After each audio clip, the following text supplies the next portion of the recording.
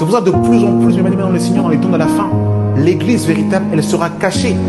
Comme au temps de Jézabel, les véritables prophètes étaient dans les grottes. C'est pour ça ceux qui partiront à l'enlèvement de l'église, ce sera ceux qui seront dans les coulisses et qui seront en train de se préparer pour le grand retour du Maître. C'est pour ça que Jésus veut te sanctifier. Laisse Jésus te laver par les eaux de sa parole. La grâce et la paix par Jésus-Christ, le vivant, le ressuscité du troisième jour.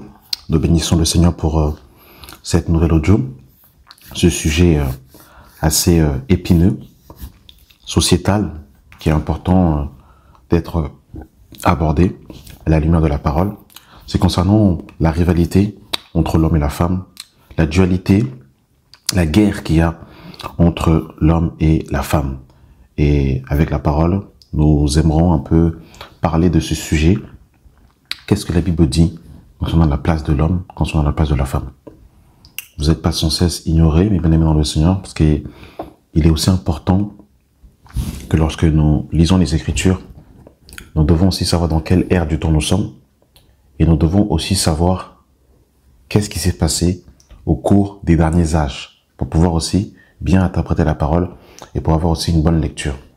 Et quand on regarde un peu ce qui s'est passé au cours des âges, des siècles précédents, et qu'on regarde un peu la place que la femme a eue dans la société, le traitement qu'elle a eu à l'égard de certains hommes, parce qu'on ne va pas mettre tous les hommes dans le même sac, il est vrai que la femme a été considérée depuis la nuit des temps. La femme a souvent été considérée comme étant une sous-créature. La femme a été considérée comme un objet sexuel. La femme a été considérée et est considérée par beaucoup d'hommes jusqu'à aujourd'hui comme étant juste une personne qui a sa place dans la cuisine et qui doit tout simplement se taire et faire des enfants, être une mère pondeuse et qui n'a pas du tout son mot à dire et qui doit être mis de côté. Donc il est vrai qu'effectivement, quand on regarde un peu les siècles présents, quand on regarde aussi la société actuelle, on peut comprendre aussi et considérer la position de la femme. Il y a eu par la suite aussi, bien évidemment, au cours des siècles, pas mal de révolutions qu'il y a eu du côté de la femme. Il y a eu des femmes comme Simone Veil qui ont participé à l'émancipation de la femme, ou par la suite, il y a eu le droit de l'avortement, le droit du contrôle de naissance avec les moyens de contraception, le féminisme et toutes ces choses où maintenant la femme a voulu, entre guillemets, revendiquer sa place, sa position, et elle est passée de la position de la femme complètement, de l'être qui est complètement bâillonné, à l'être qui veut se révolter et sortir de cette révolution, de cette révolte, pour devenir semblable à l'homme, pour devenir égal à l'homme, pour être meilleur que l'homme. Et cette guerre-là sociétale qui est entre l'homme et la femme, sévit nos sociétés et surtout nos assemblées, mes bien-aimés dans le Seigneur. Et nous aimerons parler de ce sujet et vraiment répondre à la lumière de la parole afin qu'effectivement l'homme et la femme comprennent leur position, comprennent, je dirais également, leur but à tous les deux. Parce que lorsque le Seigneur va créer l'homme et la femme, il ne va pas les créer dans un sens de dualité et dans un sens de complémentarité. Et c'est là où le bas blesse aujourd'hui, c'est que on a tellement été formaté dans le moule sociétal, dans le système éducatif, que aujourd'hui, la place de l'homme et la place de la femme a été complètement altérée. Nous venons également de civilisation, nous venons d'endroits où effectivement, selon la vision de l'environnement où nous avons grandi, de l'éducation que nous avons eue, nous avons une considération de l'homme et de la femme. Mais il est important que nous puissions être renouvelés dans l'intelligence et que nous puissions discerner les choses à la lumière de la parole afin de ne pas avoir une mauvaise compréhension, une mauvaise approche où je dirais avoir emmagasiné des blessures à cause de ce qu'on a peut-être pu voir, entendre, ce qui a pu se passer autour de nous. mais d'avoir la vision du Seigneur. C'est vraiment très important, lorsqu'on approche les Écritures, de vraiment faire abstraction de tout ce qu'il y a dans le monde, de s'élever dans les hauteurs, afin de voir les choses comme le Seigneur voit. Si on regarde les choses, si on interprète les Écritures au niveau des hommes, effectivement, on aura vraiment du mal à interpréter les Écritures.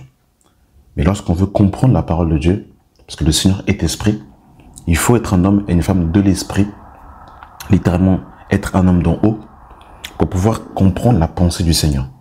Et c'est parce que c'est ce que le Seigneur dira dans le livre d'Ésaïe. Mes voix ne sont pas vos voix, mes pensées ne sont pas vos pensées. Et nous, en tant qu'enfants du Seigneur, comme nous avons l'esprit de Christ, eh bien, nous devons justement sonder afin de mieux appréhender la pensée du Seigneur pour pouvoir bien comprendre les Écritures et surtout, pas simplement les comprendre, mais pour pouvoir, je dirais, rentrer dans cette stature que le Seigneur a définie pour chacun d'entre nous. Lisons les Écritures. Nous sommes dans le livre de Genèse, chapitre 1, verset 26. Je suis dans la version Oustaral. Puis Dieu dit, faisons l'homme à notre image, selon notre ressemblance, et qu'il domine sur les poissons de la mer, et sur les oiseaux des cieux, et sur le bétail, et sur toute la terre, et sur tous les reptiles qui rampent sur la terre. Et Dieu créa l'homme à son image. Il créa à l'image de Dieu, il créa mâle et femelle. Dieu les bénit, et Dieu leur dit, croissez et multipliez et remplissez la terre, et assujettissez et dominez sur les poissons de la mer, et sur les oiseaux des cieux, et sur tous les animaux qui se meuvent sur la terre. Il faut déjà qu'on comprenne, bien aimé dans le Seigneur, que mâle et femelle, hommes et femmes, ont été créés à l'image de Dieu. Ça, c'est vraiment important de comprendre cela, que et l'homme et la femme ont été créés à l'image du Seigneur. On comprend déjà par là que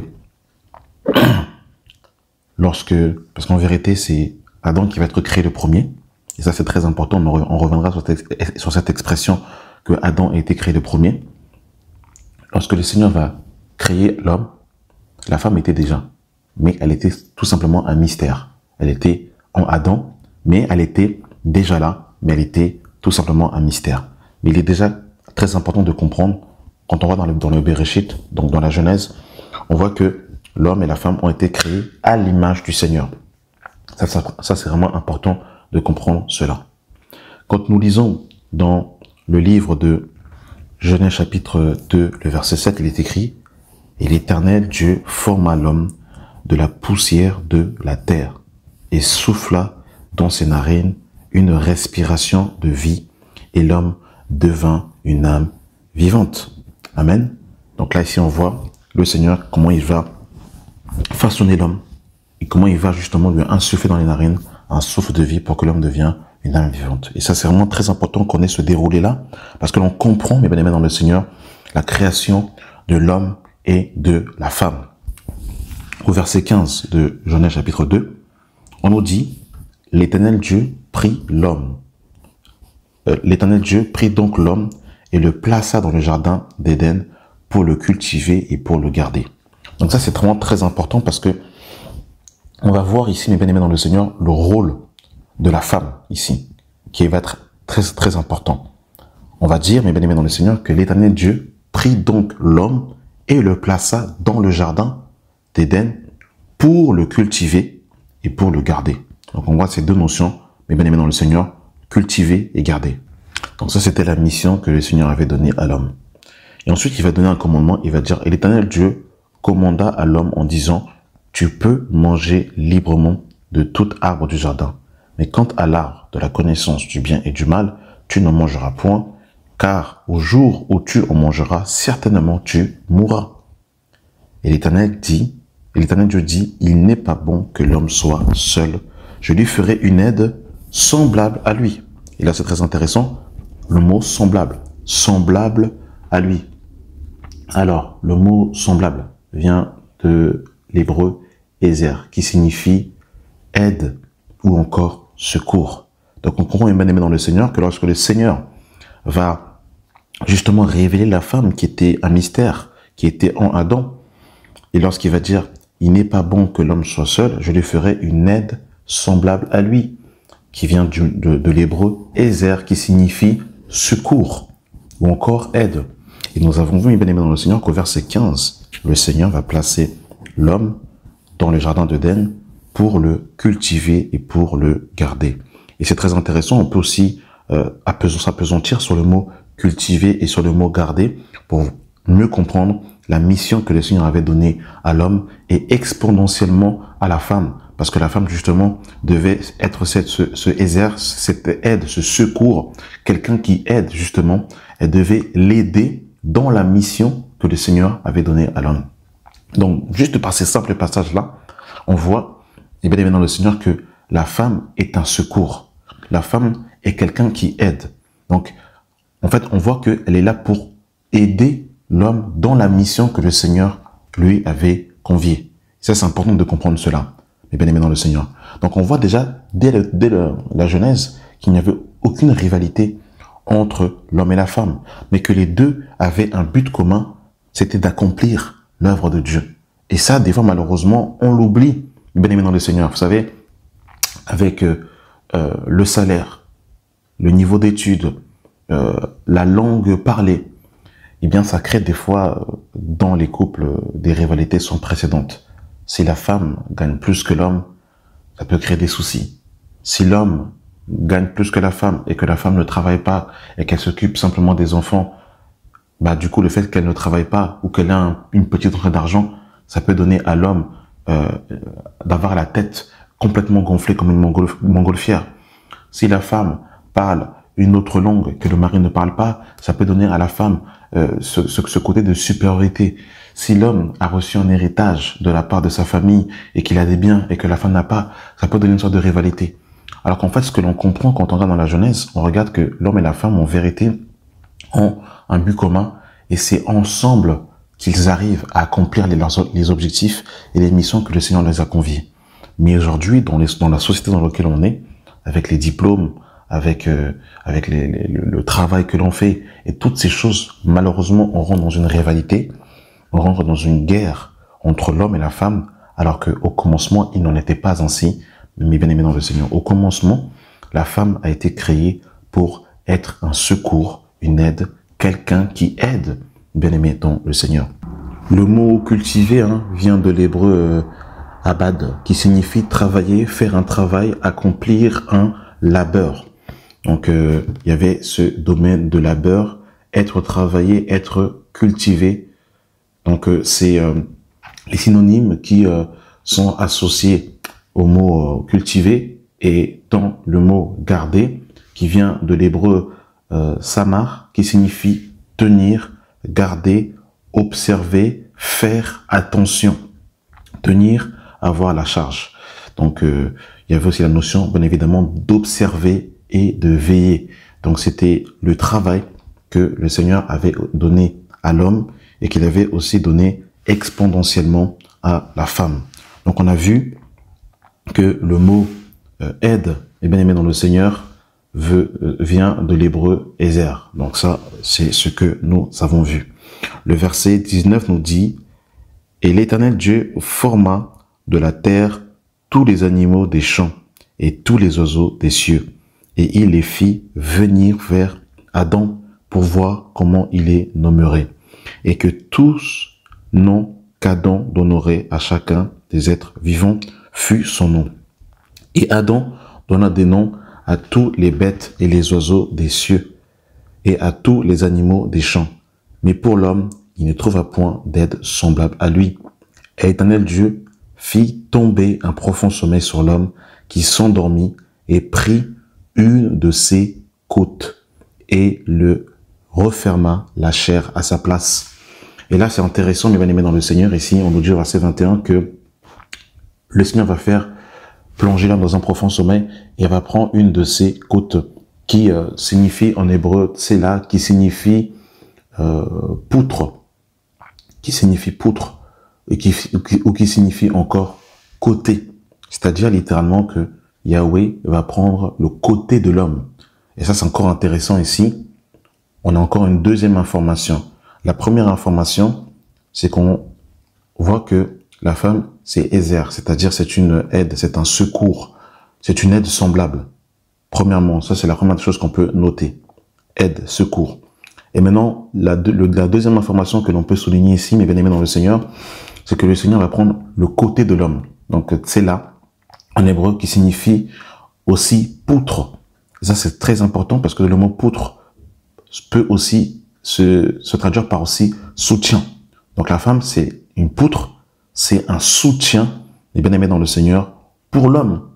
Donc quand on considère déjà ces choses-là, mes bien-aimés, on a une approche, mes bien-aimés dans le Seigneur, de la femme, comme le Seigneur le voit, et non comme les hommes charnels, l'homme animal peut le percevoir en considérant la femme comme étant tout simplement, un objet sexuel, ou encore une femme, voilà, qui va faire des enfants, une femme qui va être simplement, juste faire à manger et toutes ces choses. Et quand on considère cela, et bien aimé dans le Seigneur, on comprend que lorsque un mari épouse une femme, sa femme va l'aider dans la mission du Seigneur. En l'occurrence, Adam avait une mission. Sa mission, c'était garder le jardin et le cultiver. Et il avait reçu également un commandement qu'il devait garder. Donc l'homme et la femme ensemble doivent garder le commandement, et l'homme et la femme ensemble doivent accomplir la mission du Seigneur. Voilà, mes bien-aimés dans le Seigneur, en quelques mots, comment est-ce que l'on peut traduire la complémentarité. Moi, je parlerai de complémentarité entre l'homme et la femme. Il y a une complémentarité et il faut, mes bien-aimés dans le Seigneur, que les enfants du Seigneur considèrent et comprennent la vision du Seigneur et non la vision du monde. Sinon, ça va être très compliqué de pouvoir appréhender les choses. On va avoir une vision complètement charnelle, mes bien-aimés dans le Seigneur. Et on nous dit, à partir du verset 21, « Et l'Éternel, Dieu, fit tomber un profond sommeil sur l'homme qui s'endormit et prit une de ses côtes et resserra la chair à sa place. » Verset 22. « Et l'Éternel Dieu forma une femme de la côte qu'il avait prise d'Adam et la fit venir vers Adam. » Donc, voilà, mes bien-aimés dans le Seigneur, ici, on voit comment le Seigneur a pourvu. Il sait qu'il n'est pas bon que l'homme soit seul. Et ce qui est intéressant ici aussi, c'est que quand on dit que il n'est pas bon que l'homme soit seul, là, dans ce contexte-là, bien évidemment, il est question, on voit exponentiellement le mariage, mais en vérité, c'était aussi par rapport à l'œuvre. Parce qu'en vérité, Adam avait une mission, donc littéralement, il devait faire l'œuvre du Seigneur, mais il ne peut pas faire l'œuvre du Seigneur seul. Il fallait qu'il soit accompagné. On comprend aussi par là aussi, dans la pensée, c'est que il n'est pas bon que l'homme soit seul. C'est pour cette raison que David pourra dire qu'il est doux, qu'il est bon, qu'il est doux pour des frères et sœurs de demeurer ensemble. C'est pour ça que la Bible pourra encore dire dans les livres de Proverbes que celui qui se tient à l'écart cherche son propre intérêt et il s'irrite contre tout ce qui est bon. Donc on voit, mes bien-aimés dans le Seigneur, que le Seigneur n'a pas créé l'homme pour qu'il soit seul, mais pour qu'il puisse vivre en communauté, pour qu'il ait un vis-à-vis, pour qu'il ait un alter ego. Et c'est dans ce sens-là et dans cette perspective-là aussi qu'il n'est pas bon que l'homme soit seul. Et amen, on nous dit par la suite, Adam dit, « Celle-ci enfin est os de mes os et chair de ma chair. Celui-ci sera nommé femme, qui signifie Isha en hébreu, car elle a été prise de l'homme. » Alors, c'est intéressant ici, mes bien-aimés dans le Seigneur, par rapport à l'expression. Ce qui est intéressant ici, c'est par rapport à l'expression, à partir du verset 23, quand on dit « Celui-ci, enfin, est os de mes os, chair de ma chair. Celle-ci sera nommée femme. » Le mot « os de mes os et chair de ma chair » n'est pas utilisé dans les Écritures uniquement dans le cadre du mariage, mais il est aussi utilisé dans le terme de la fraternité, de la fraternité, de la filiation. Et on va prendre quelques passages pour confirmer cela. Mais ce qui est intéressant, c'est que l'on comprend ici que Adam et Ève étaient également comme frères et sœurs. C'est important dans la dimension du mariage, quand on comprend cela aussi. C'est-à-dire que mon épouse et mon ami, et également ma sœur, c'est mon mari, ma femme, mais c'est avant tout mon frère, ma sœur. Et on va prendre justement quelques passages qui vont confirmer cela. C'est dans l'épisode avec Jacob et Laban. lorsque Jacob va fuir sa parenté sur le conseil de sa mère Rebecca, et qu'il va aller justement chez Laban, qui était de sa parenté. Et lorsque Laban va voir Jacob et qu'il va savoir que Jacob était de sa parenté, il va donner une expression qui était semblable à celle que nous avons lue dans le livre de la Genèse. Genèse 29, le verset 12 est écrit: Jacob apprit que Rachel, qui était parent de son père, qu'il était fils de Rebecca, et elle courut l'annoncer à son père. Dès que Laban eut entendu parler de Jacob, fils de sa sœur, il courut au-devant de lui, il l'embrassa et le baisa, et il le fit venir dans sa maison. Jacob raconta à Laban toutes ces choses, et Laban lui dit: certainement, tu es mon os et ma chair.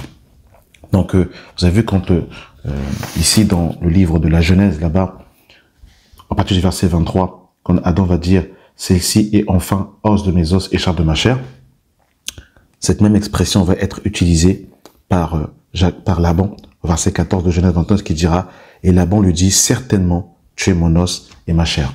Donc, os de mes os, chair de ma chair, peut s'apparenter effectivement au côté marital, dans le cadre du mariage, mais cette expression aussi est utilisée dans le cadre de la filiation, de la paix de la famille, les bien-aimés dans le Seigneur. C'est pour cette raison que je disais aussi que un troisième élément que l'on peut noter, c'est l'aspect, mes bien-aimés dans le Seigneur, que Adam et Ève avaient ce côté de frères et sœurs, de fraternité.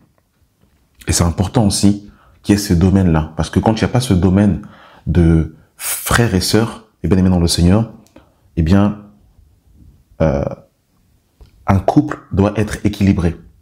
Et il doit avoir justement cette dimension d'amis, de frères et de femmes et de mari et d'hommes. Excusez-moi.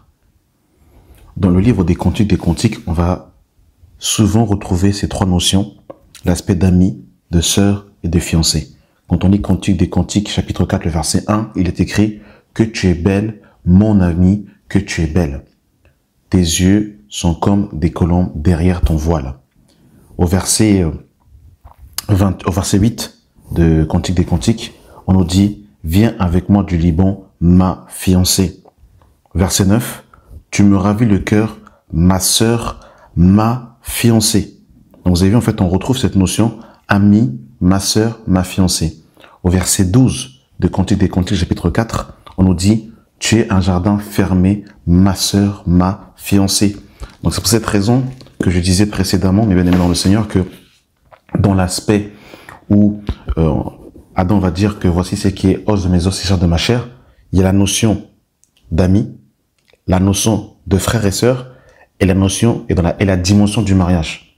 Donc c'est assez important de considérer cela, parce que en fait ça met un parfait équilibre entre l'homme et la femme. Ils sont des amis, et qu'est-ce que la Bible nous dit par rapport à l'ami? La Bible nous dit que l'ami aime en tout temps, et dans le malheur, il se révèle comme un frère.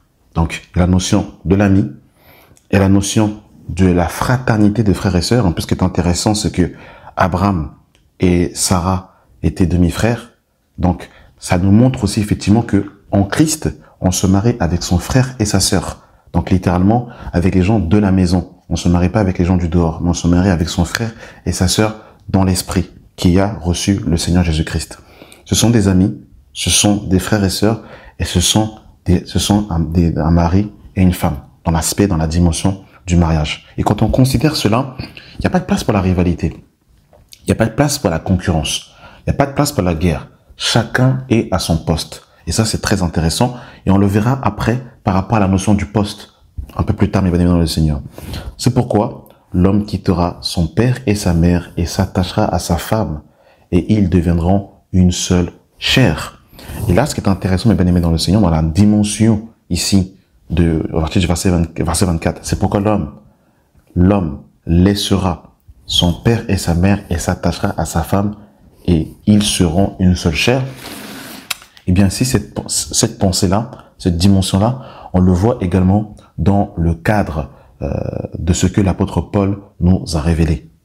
L'apôtre Paul va reprendre cette expression, donc Éphésiens 5, le verset 31. C'est pourquoi l'homme quittera son père et sa mère et s'attachera à sa femme, et les deux deviendront une seule chair. Ce mystère est grand, je le dis, par rapport à Christ et à l'Église. Donc on comprend, mes bien-aimés dans le Seigneur, que lorsque le Seigneur va dire « L'homme quittera son père et sa mère et s'attachera à sa femme et ils deviendront une seule chair », il parlait au premier Adam, mais exponentiellement, il parlait du dernier Adam, donc de Christ, ainsi que de l'Église. Et on voit effectivement que dans cette notion-là de Christ et de l'Église, que en vérité, Adam et Ève étaient tout simplement une maquette. Et que le véritable, c'est Christ et l'Église. De la même manière que lorsque Moïse va construire le tabernacle, le Seigneur va dire à Moïse de construire le tabernacle selon le modèle qu'il a été montré sur la montagne. Donc le tabernacle terrestre était une maquette du véritable tabernacle céleste. Et on est de même. Donc qu'est-ce que l'on comprend par là? Pour vraiment considérer la place de l'homme et de la femme, il faut considérer la place de Christ et de l'Église. Et en vérité, lorsque nous regardons Christ et l'Église, nous avons la véritable archétype, la véritable représentation, le véritable modèle du couple que ce que le Seigneur veut. Et pour avoir une vue parfaite de comment considérer et appréhender l'homme et la femme, il faut regarder Christ et l'Église. Et quand on regarde Christ et l'Église, on a parfaitement la représentation de ce que le Père veut du couple, l'homme et la femme, qui n'est ni plus ni moins Christ et l'Église. Et ça va nous permettre justement d'avoir une vue panoramique, une vue d'ensemble, et de ne pas justement avoir de mauvaises interprétations, mais de bien calquer. Parce que lorsque on retire le modèle, et c'est ça le problème aujourd'hui, c'est que beaucoup de couples aujourd'hui tombent en lambeaux parce que le modèle n'est pas connu, ou le modèle au cours de la marche est oublié. Et quand on a pour perspective le modèle qui est Christ et l'Église, eh bien l'homme s'identifie à Christ et la femme s'identifie à l'Église. Et chacun est à sa place et il n'y a pas de désordre, mes bien-aimés, dans le Seigneur. Donc ça, c'est déjà la première partie que l'on peut comprendre. Qu'est-ce que l'on comprend, mes bien-aimés, dans le Seigneur? On comprend que la femme est une aide semblable. C'est un secours. On comprend qu'elle a été prise du côté de l'homme, que la femme est une poutre. On comprend que la femme a été créée pour rentrer dans la mission que le Seigneur avait donnée à Adam, pour pouvoir l'aider de garder le jardin et de le cultiver. Et ensemble, ils devaient garder le commandement que Yahweh avait donné à Adam. Et on comprend également, mes bien-aimés dans le Seigneur, il n'était pas bon que l'homme soit seul. Il fallait qu'il puisse avoir un secours. Donc la femme est un secours pour l'homme et ensemble, ils doivent accomplir la mission que le Seigneur leur a communiquée, leur a donnée. Et on comprend également aussi que Ève est la chair de la chair et l'os des os de Adam. On a vu la dimension d'ami, la dimension de fraternité et la dimension maritale. Donc ça, c'est important. Maintenant, mes bien-aimés dans le Seigneur, on a vu que Adam avait été créé le premier. Et c'est pour ça tout à l'heure que je parlais par rapport à la vision, à la maquette, à la représentation parfaite, Christ et l'Église. Et Habakkuk va nous dire quelque chose de très intéressant et très important.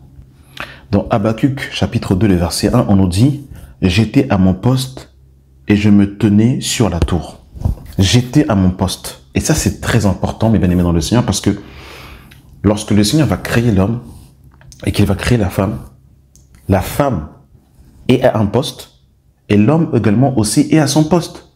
Pour schématiser cela, si je prends le rectangle vert, c'est-à-dire que si je prends le football comme exemple, on voit que le foot se joue à 11 contre 11 et que dans une équipe, chacun va être à son poste.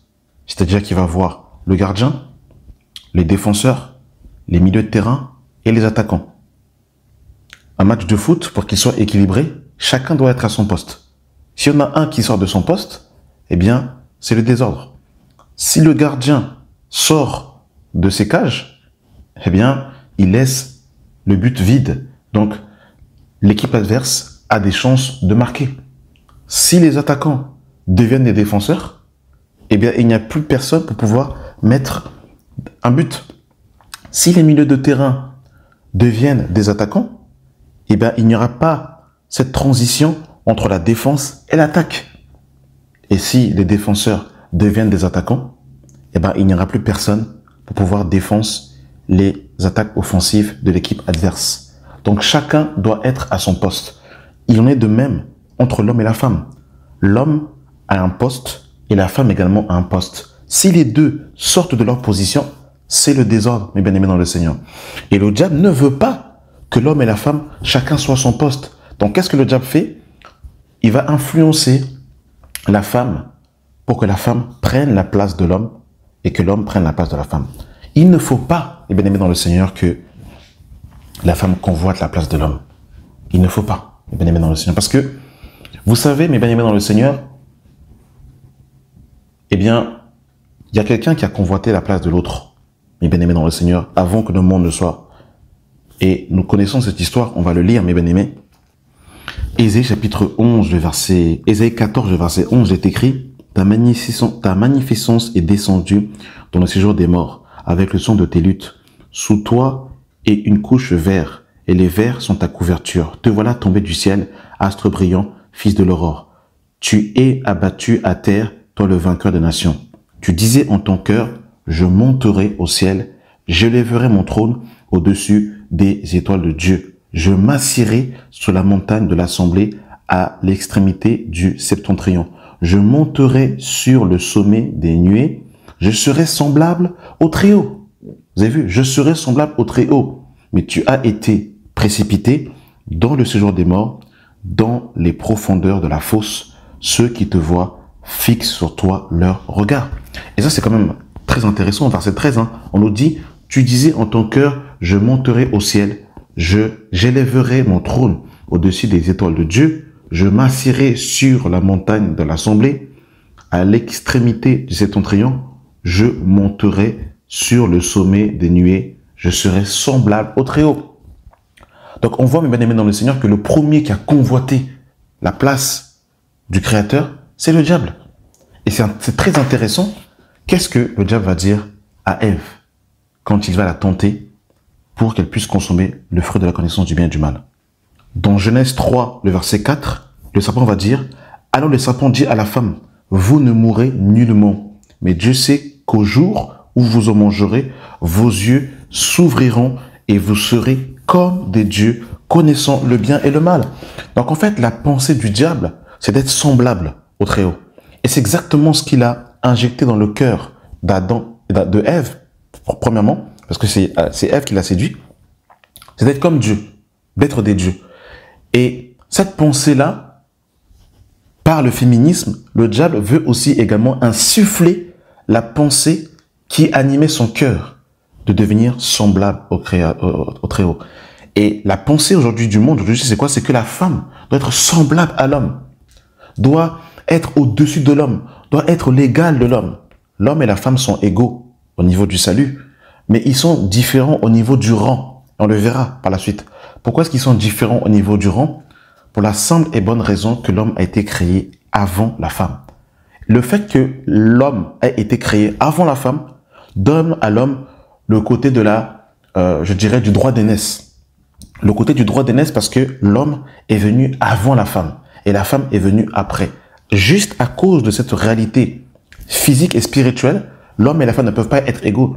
C'est-à-dire que égaux dans le sens, en fait, en gros, je dirais de la création, pas dans le sens du salut. Parce que dans le sens du salut, l'homme et la femme sont égaux. Les deux ont été sauvés et rachetés par le Seigneur Jésus-Christ. Sur ça, il n'y a aucun souci. Mais dans l'ordre de la création, l'homme est créé avant la femme. De la même manière que les anges ont été créés avant les hommes. Et que la Bible dit qu'il ne faut pas injurer les gloires. Parce qu'ils ont aussi une primauté, qu'ils sont venus également avant l'homme, et bien aimés dans le Seigneur. Et ça, dans le royaume des cieux, vous savez, quand on parle du royaume, quand on dit rechercher le royaume des cieux et sa justice, dans le royaume, il y a des rangs, et bien aimés dans le Seigneur. C'est-à-dire que même quand on regarde les anges, on voit que dans les anges, mes bien-aimés dans le Seigneur, ce n'est pas tous les anges qui sont à la place du Seigneur. Ceux qui sont le plus proches du Seigneur, on les appelle les chérubins. Et quand on dit que le Seigneur est assis sur un trône, en vérité, le trône du Seigneur, selon le livre de Ésaïe, ce sont des chérubins. Dans le livre de Ésaïe, chapitre 35, le verset 14, il est écrit: Ézéchias prit la lettre de la main des messagers et la lut. Puis il monta à la maison de l'Éternel et la déploya devant l'Éternel, à qui il adressa cette prière. L'Éternel des armées, Dieu d'Israël, assis sur les chérubins. C'est toi qui es le seul Dieu de tous les royaumes de la terre. C'est toi qui as fait les cieux et la terre. Donc on voit ici que quand on parle que le Seigneur est assis sur un trône, en vérité, il est assis sur des chérubins. Et on voit également que quand Adam et Ève ont péché, ce sont des chérubins aux ailes déployées qui vont garder l'arbre de vie. Et on voit après qu'il y a aussi des séraphins que l'on voit dans Ésaïe chapitre 6. Et on voit qu'il y a des anges et des archanges. Et on voit par exemple que Michael est l'un des chefs. Donc même au ciel, mes bien-aimés dans le Seigneur, chacun son rang. C'est-à-dire que c'est pas le désordre. Même en fait au ciel, on voit que bien qu'il y ait plusieurs anges, mais chaque ange joue un rôle particulier. Il y a également aussi une place particulière. C'est-à-dire que ceux qui sont le plus proches du Seigneur, ce sont les chérubins, selon ce que la Bible nous dit. Et on est de même, bien-aimés dans le Seigneur, dans le monde dans lequel nous sommes. Et c'est pour cette raison que la Bible nous dit, par exemple, que nous devons, dans le livre de Romains, chapitre 13, on nous dit que nous devons justement être soumis aux magistrats. Parce que dans le royaume, mes bien-aimés dans le Seigneur, il y a des principes, il y a un ordre. Et il y en a de même également par rapport à l'homme et la femme, que l'homme est venu avant la femme. Et on va lire ce passage-là. Dans le livre de 1 Corinthiens chapitre 11, verset 3, alors ce passage est vraiment très décrié. Il n'est même pas lu dans certaines assemblées, mais il en dit tellement beaucoup sur le gouvernement de Dieu. Et comme effectivement, on ne veut pas s'apesantir sur ce passage, eh bien, effectivement, on passe à côté de beaucoup de révélations. 1 Corinthiens 11, verset 3. Je veux cependant que vous sachiez que Christ est le chef de tout homme, que l'homme est le chef de la femme et que Dieu est le chef de Christ.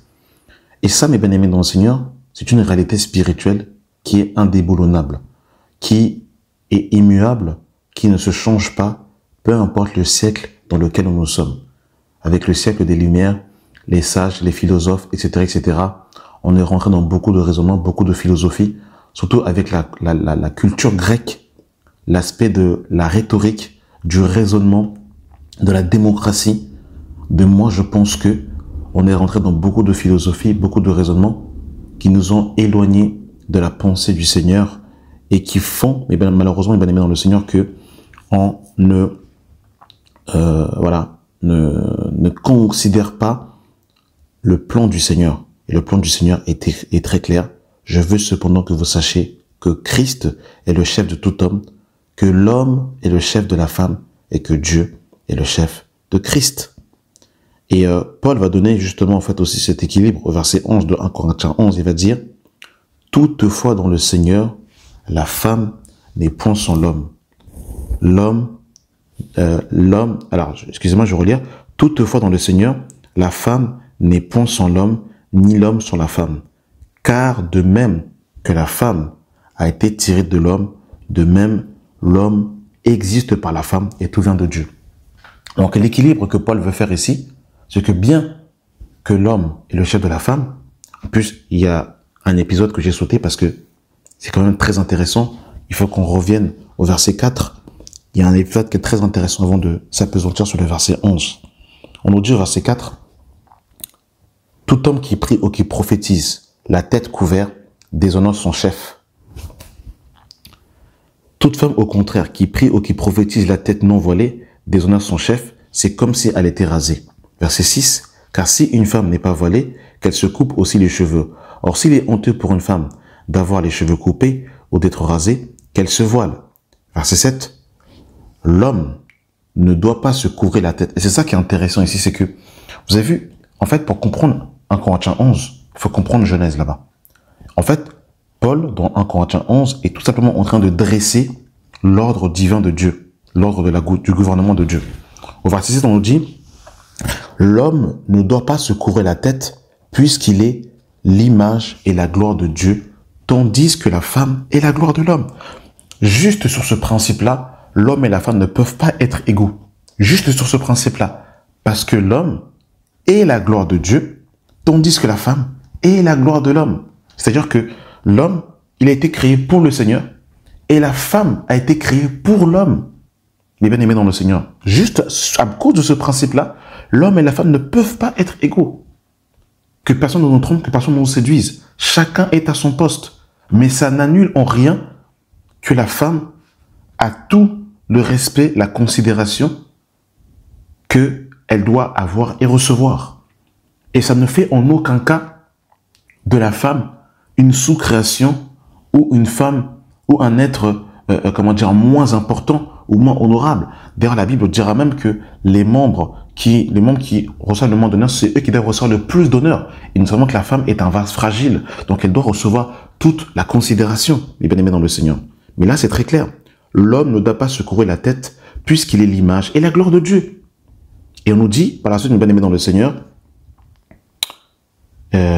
tandis que la femme est la gloire de l'homme. Verset 8, en effet, l'homme n'a pas été tiré de la femme, mais la femme a été tirée de l'homme. Et l'homme n'a pas été créé à cause de la femme, mais la femme a été créée à cause de l'homme. Donc vous avez vu en fait que juste ici, on voit ici que il y a déjà en fait l'aspect du droit d'aînesse. Il y a une différence factuelle et tangible qui est claire. Il ne faut pas tomber dans le féminisme et il ne faut pas tomber de l'autre côté non plus dans l'aspect de l'autoritarisme charnel, militaire, mes bien-aimés dans le Seigneur. Juste par là, on comprend qu'ils sont différents. Ils sont différents. Et d'ailleurs, même quand on regarde les attributs de la femme et les attributs d'un homme, ils sont totalement différents. Si on met un homme et une femme debout, au niveau de la morphologie, la femme est reconnue par ses longs cheveux. Et d'ailleurs, c'est ce qu'il Paul va même dresser dans ce passage. Il y a une différence entre l'homme et la femme. Et qu'est-ce que l'on voit aujourd'hui? La pensée du Baphomet, eh bien, c'est d'annihiler la différence entre l'homme et la femme. Ce que le diable veut, c'est que la femme devienne un homme et que l'homme devienne une femme. Et on l'a vu même lors des JO. Lors des JO, on voit, mes bien-aimés dans le Seigneur, que on a vu un homme avec de longs cheveux, avec une robe de femme, avec une barbe d'homme. C'est-à-dire, en fait, vraiment, annihiler la distinction qu'il y a entre l'homme et la femme. C'est le point du diable, mes bien-aimés dans le Seigneur. C'est clairement la pensée de l'antéchrist. Et il faut vraiment que cette pensée sorte de l'Église. Parce que cette pensée est rentrée dans l'Église. C'est pour ça qu'aujourd'hui, on retrouve des femmes qui dirigent des assemblées. C'est pour ça qu'aujourd'hui, on voit des femmes qui sont apôtres, apôtresses. D'ailleurs, il n'y a pas quand on regarde les 5 ministères, ils sont masculins. C'est pas apôtresse, pastoresse, prophétesse. Il y a pas ça. Alors vous me direz prophétesse. Oui, on peut voir Anne dans le temple. Mais même quand vous voyez Anne dans le temple, Anne n'était pas du tout dans le ministère de l'enseignement. Elle parlait des choses qui allaient arriver à l'avance, mon bien-aimé dans le Seigneur. Mais elle n'était pas dans le domaine de l'enseignement.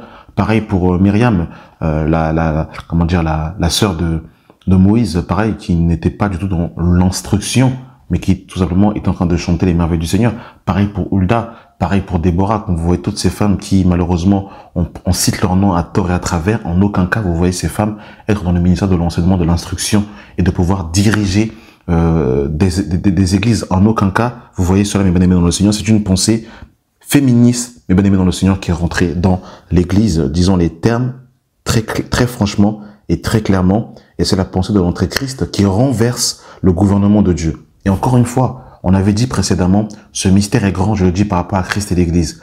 Est-ce que, en vérité, c'est l'Église qui enseigne Christ ou c'est Christ qui enseigne l'Église? Est-ce que c'est Jésus qui reçoit l'instruction de l'Église ou c'est l'Église qui reçoit l'enseignement de Christ? C'est très clair. C'est l'Église qui reçoit l'enseignement de Christ et c'est l'Église qui est soumise à Christ. Christ est la tête et nous sommes son corps. C'est ça le modèle. Alors si ce modèle-là, le modèle qui est parfait, ne peut pas être dilué, pourquoi voulons-nous diluer, eh bien, la représentation? Encore une fois, c'est un problème de plan, un problème de maquette. Comme on n'a pas la maquette, malheureusement, on fait n'importe quoi, mes bien-aimés, dans le Seigneur. Verset 10, alors verset 11, je reviens sur le verset 11. Toutefois, dans le Seigneur, la femme n'est point sans l'homme, ni l'homme sans la femme. Car de même que l'homme a été tiré de l'homme, de même l'homme existe par la femme, et tout vient de Dieu. Donc, c'est l'équilibre, mes bien-aimés, dans le Seigneur, mais on voit que l'homme n'a pas été créé pour la femme. C'est la femme qui a été créée pour l'homme. Et on voit que l'homme est la gloire de Dieu et la femme est la gloire de l'homme. Amen. Dans le livre de 1 Timothée chapitre 2, le verset 12, on nous dit « Je ne permets pas à la femme d'enseigner ni de prendre de l'autorité sur l'homme, mais elle doit demeurer dans le silence. » Verset 13. « Car Adam a été formé le premier, Ève ensuite. » Vous avez vu, en fait, il revient, en fait, pour comprendre 1 Timothée chapitre 2, il faut comprendre la Genèse. Ça n'a rien à voir avec ce que les gens disent, le contexte. Paul, il revient au Bereshit, il revient à la Genèse. Il revient à la Genèse. En plus, ce qui est intéressant ici, c'est que quand il revient à la Genèse ici, il revient au plan initial avant même la chute. C'est-à-dire que dans la conception qu'il est en train d'expliquer, quand il dit que Adam était formé le premier, Ève ensuite, c'est avant la chute. Quand il dit que la femme a été créée pour l'homme, c'est avant la chute. En fait, il parle du plan initial du Seigneur dans la Genèse, dans le Bereshit. Et ça, c'est immuable. Faut pas commencer en tordre le sens des Écritures, mais bien aimé dans le Seigneur. Car Adam a été formé le premier, Ève ensuite. Et regardez, il va dire, et ce n'est pas Adam qui a été séduit, c'est la femme qui séduit, s'est rendue coupable de transgression. C'est la vérité. Mais bien aimé dans le Seigneur, c'est la femme qui a été séduite par le serpent. Et ce n'est pas Adam. Adam a été séduit par sa femme, mais la femme a été séduite par le serpent. Mais bien aimé dans le Seigneur. Donc, on voit encore, comme je le disais précédemment, par rapport au droit d'aînesse, mais bien aimé dans le Seigneur, que Adam a été formé le premier, Ève ensuite. C'est pour cette raison, mes bien aimés dans le Seigneur, que le Seigneur avait mis un principe en Israël, que le premier, c'est lui qui avait le droit d'aînesse. C'est lui qui recevait l'héritage de son père. Et malheureusement, on le voit que Ésaü va perdre ce droit en vendant son droit d'aînesse avec justement de la nourriture par rapport en fait à son frère Jacob, parce qu'il était le premier, l'aîné. Donc vous avez vu, mes bien-aimés dans le Seigneur, que personne ne vous trompe, que personne ne vous séduise d'aucune manière, mes bien-aimés dans le Seigneur. Et j'aimerais prendre un passage aussi qui fait beaucoup de dégâts dans le corps de Christ et qui pourrait annihiler un peu tout ce qui a été dit. Mais la parole du Seigneur est parfaite, elle ne se contredit pas. Et vous savez, mes bien-aimés dans le Seigneur, pour vraiment bien interpréter un verset, il faut vraiment avoir tout le contexte. Il faut savoir, mes bien-aimés dans le Seigneur, que quand les épîtres vont être écrits, il n'y avait pas de chapitre, il n'y avait pas de verset. Ça, c'est très important de considérer cela. C'est-à-dire que lorsque l'on prend un verset et qu'on l'isole pour en faire une doctrine, on peut faire dire à la Bible ce que la Bible ne dit pas. Si on ne comprend pas déjà qui est le sujet de la lettre, pourquoi est-ce que la lettre est écrite, dans quel contexte elle a été écrite et quel est le but de la lettre. Si on ne comprend pas cela, on va prendre un verset et on va faire dire à la Bible ce que la Bible ne dit pas. Et bien aimé dans le Seigneur. Et il ne faut pas qu'il en soit ainsi. Dans le livre de Galates, chapitre 3, à partir du verset 26, il est écrit « Car vous êtes tous fils de Dieu par la foi en Jésus-Christ. Vous tous qui avez été baptisés en Christ, vous avez revêtu Christ. Et il n'y a plus ni juif, ni grec.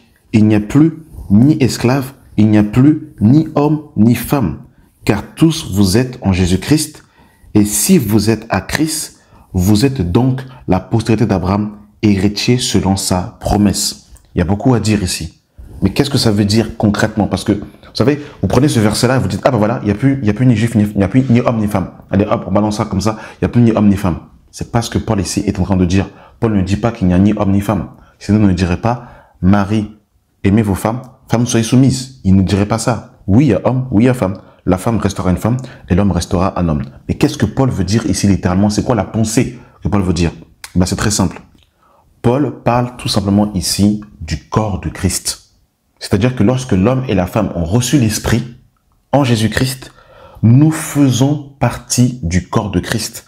Nous avons tous accès au salut, mes bien-aimés dans le Seigneur, et nous formons une seule et même plante avec lui. Hommes et femmes, nous faisons un seul corps. Donc Christ est la tête.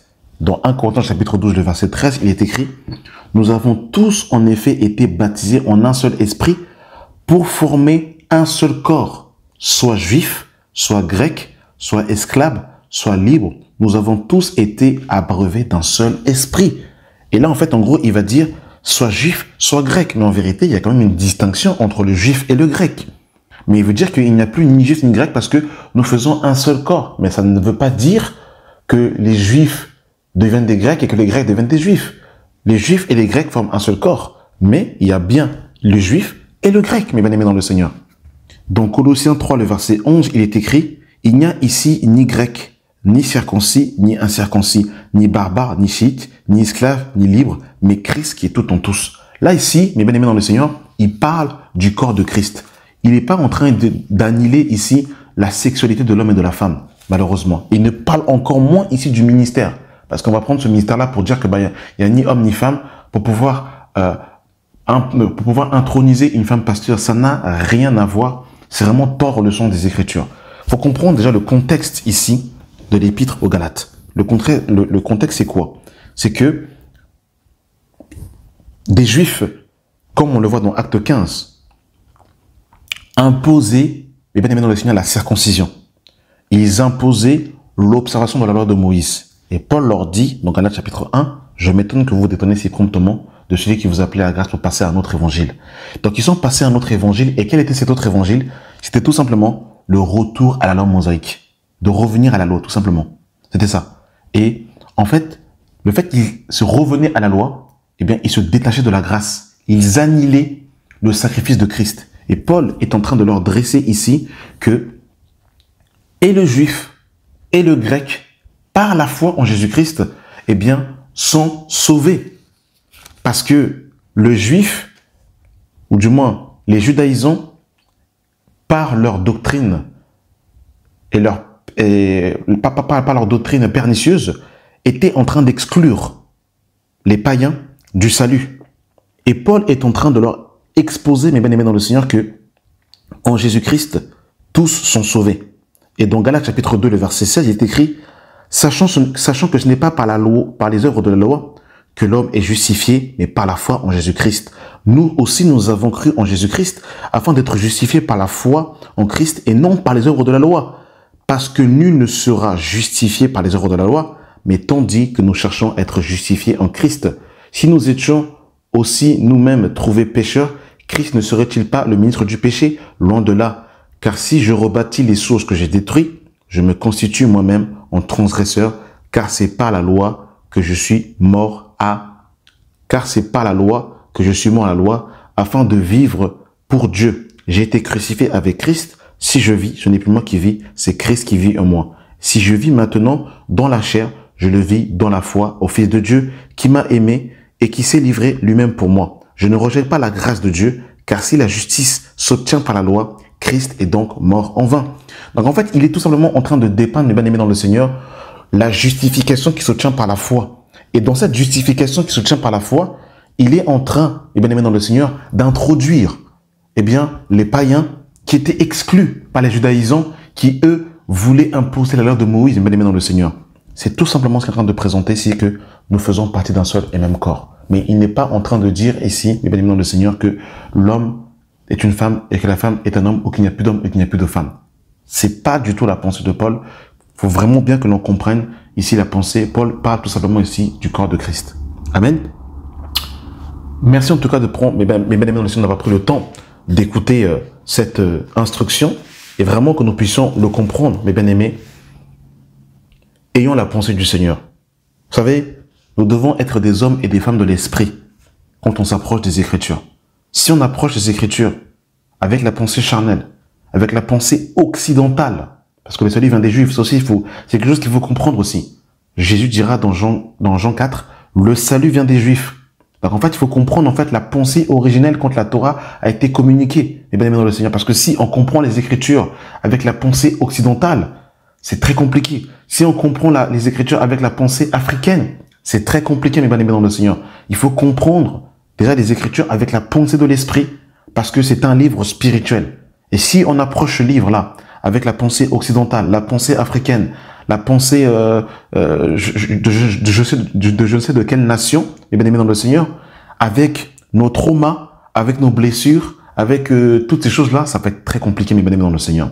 On interprète la parole de Dieu par rapport à la pensée de l'esprit, mes bien-aimés dans le Seigneur, et surtout avec une vue d'ensemble. On ne prend pas un verset, on l'isole pour pouvoir interpréter les Écritures. Et vous avez vu ce qu'on a lu dans 1 Corinthiens, ce qu'on a lu dans 1 Timothée chapitre 2, avait pour sous-bassement la Torah dans Genèse. Et bien aimé dans le Seigneur, c'est comme ça que les apôtres étaient en train quand ils ont instauré la nouvelle alliance, ainsi que leur épître, ils ne s'appuyaient uniquement que sur la Torah. C'était la continuité, mes bien-aimés dans le Seigneur.